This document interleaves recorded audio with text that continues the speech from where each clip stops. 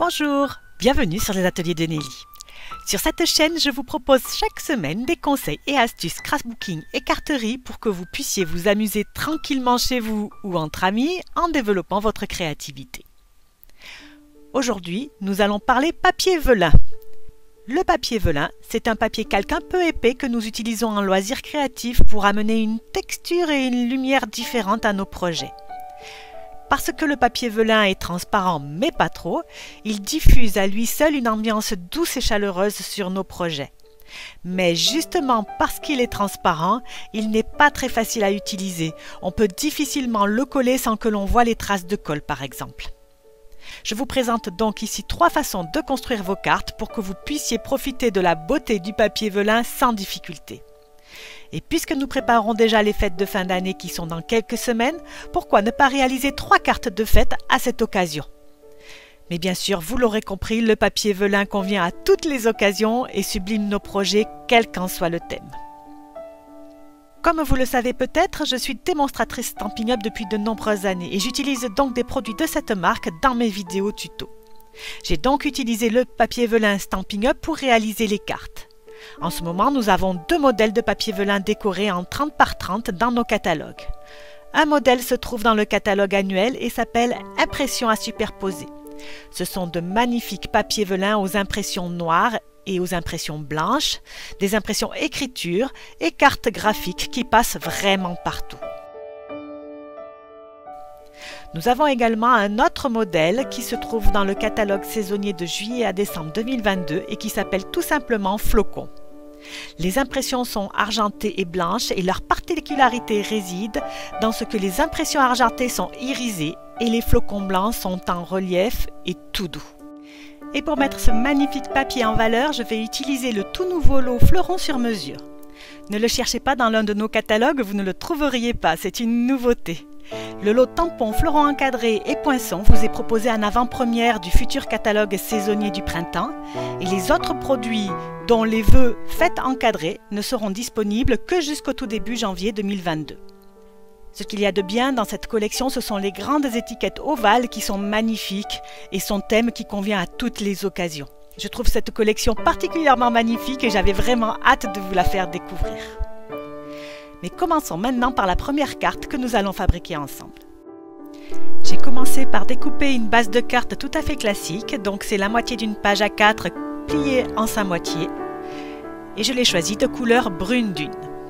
C'est une couleur de base que j'adore.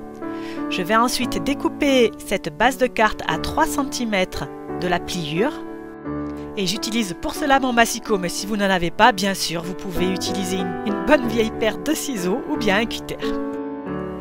J'ai également découpé dans une feuille de papier velin un rectangle de 14,85 par 10,5 qui est la grandeur équivalente à la moitié de ma base de carte.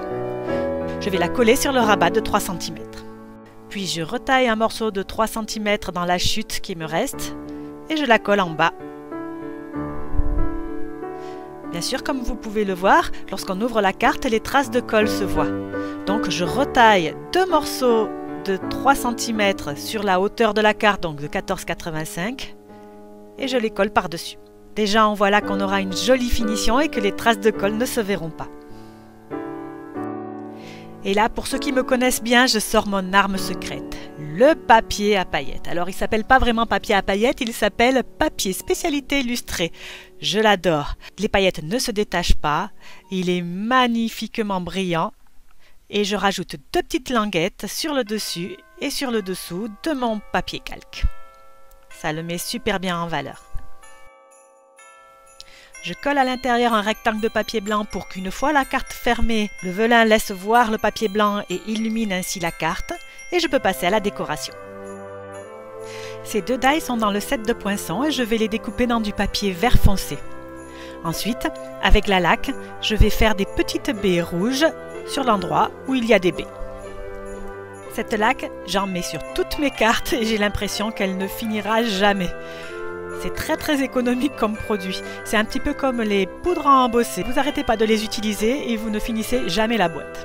Et voilà ce que ça donne. Je m'occupe ensuite du vœu que je veux mettre sur ma carte. Ce sera Falalalala. Je ne vous le chante pas parce que ce serait catastrophique et vous comprendriez tout de suite pourquoi je fais des vidéos de scrap et pas de chant. Je vais l'embosser avec de la poudre à embosser blanche. Donc d'abord je le tamponne avec l'encre Versamark, puis j'applique la poudre à embosser et je chauffe. Il ne me restera plus qu'à coller mes éléments de décoration sur cette carte. Je commence par la branche avec les baies qui depuis que je les ai faites ont séché, comptez quand même bien une demi-heure pour le séchage, puis le feu. Je termine avec une autre petite feuille que je colle sur le côté. Et voilà, ma première carte est terminée. Une jolie façon d'utiliser du papier calque puisqu'on le voit bien sur toute la longueur de la carte. Et il est bien mis en valeur par cette mise en page. Mais il existe d'autres mises en page tout aussi efficaces et nous allons de ce pas en découvrir une deuxième. Ici, toute la base de notre carte sera en papier vélin. Je vais donc découper dans mon vélin un rectangle de 14,85 par 21 cm que je plie en deux à 10,5 cm. Je vais ensuite découper ces magnifiques cadres ovales avec les poinçons assortis à la collection et je les découpe en 4 exemplaires dans du papier de couleur brune dune. Ces cadres, je vais les coller sur les 4 pages de ma carte. Je commence par le recto. Puis je tourne la page de calque et je me repère à ce que j'ai déjà collé pour coller le verso. Comme ça, la transparence du calque est devenue un vrai atout et me permet de vraiment bien aligner mes deux découpes. Je fais pareil de l'autre côté de la carte. D'abord, j'aligne le devant puisque je le vois en transparence. Puis je fais le verso. Vous avez vu, je n'ai pas collé l'ovale central sur le devant de la carte et je l'ai fait exprès parce que je veux le décorer avant de le coller cet ovale. Et je vais commencer par y embosser un vœu. Cette fois, j'ai choisi un vœu qui se trouve sur le set de tampons fleurons encadrés alors que tout à l'heure il était sur le set fête encadré. Et il dit de tout cœur merci pour tout. Est-ce que vous aussi vous aimez ces moments où la poudre fond et où le motif se révèle? Moi j'adore, c'est magique. Et j'embellis encore cette étiquette ovale avec quelques tamponnages de fleurs tout autour de mon vœu, en ton sur ton brune dune. Il me suffit maintenant de le coller sur le devant de ma carte et d'y rajouter quelques feuillages pour que ma carte soit complètement terminée. Et cette fois-ci, je ne me contente pas de découper les feuillages dans du papier vert comme j'ai fait tout à l'heure. Pour plus de variété, je tamponne les feuillages qui se trouvent dans le set de tampons et je les colorie à l'encre avec un crayon estompe. Un crayon estompe, c'est un feutre à encre transparente que l'on trempe dans l'encreur de son choix pour en faire un feutre de la couleur que l'on souhaite. C'est presque magique. Il ne me restera plus qu'à assembler tous ces feuillages et coloriages. Un petit peu de doré par-ci, quelques baies par-là, et notre carte est bientôt terminée. N'oublions pas non plus cette petite touche de doré qui convient parfaitement à une carte pour les fêtes. Et c'est à ce moment-là que je ne vois pas le temps passer et que je me régale tellement que j'en oublie tout ce qui se passe autour de moi. Est-ce que c'est pareil pour vous? Dites-moi-le en commentaire, j'aimerais bien savoir comment ça se passe chez vous. Est-ce que vous avez vu ces petits embellissements qui sont vendus avec la collection? Ce sont des petits tourbillons dorés. Moi, j'adore. Je trouve ça super joli. Je crois qu'on peut dire que notre carte est terminée. Mais restez bien avec moi, nous avons encore une troisième façon d'utiliser le papier vélin de façon originale sans qu'on voit les traces de colle. Allez, on s'y met tout de suite. Pour cette troisième carte, je pars à nouveau d'une base de carte couleur brune dune de dimension classique.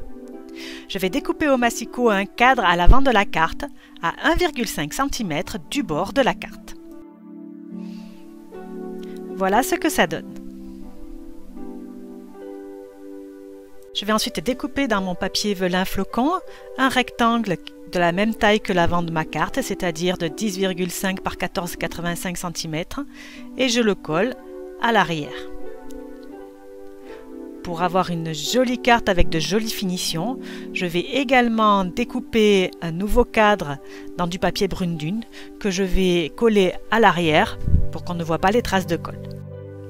J'ai ensuite découpé une étiquette ovale dans du papier rouge et dans du papier doré et je les combine en bas de ma carte sur le bord droit de façon à ce qu'elles rentrent dans le cadre.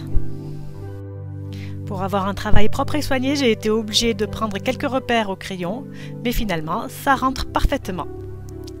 Sur cette étiquette rouge, je vais mettre un vœu un vœu de joyeuse fête, que je vais, comme tout à l'heure sur les deux autres cartes, embosser en blanc.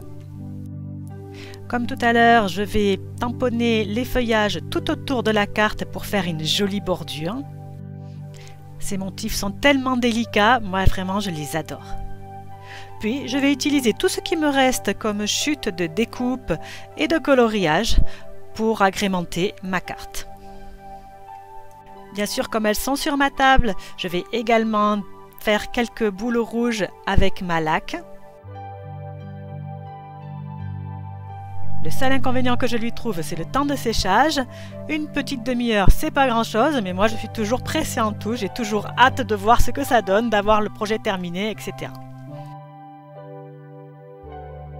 Je termine par quelques petits bijoux en forme de tourbillon et ma carte est terminée. Voilà, je viens de vous montrer 3 façons de faire des cartes. Donc là, il s'agissait de cartes de vœux, mais bien sûr, vous pouvez faire toutes sortes de cartes avec du papier velin, de façon à ne pas avoir de traces de colle partout et de faire de jolies cartes, puisque le papier velin, on adore.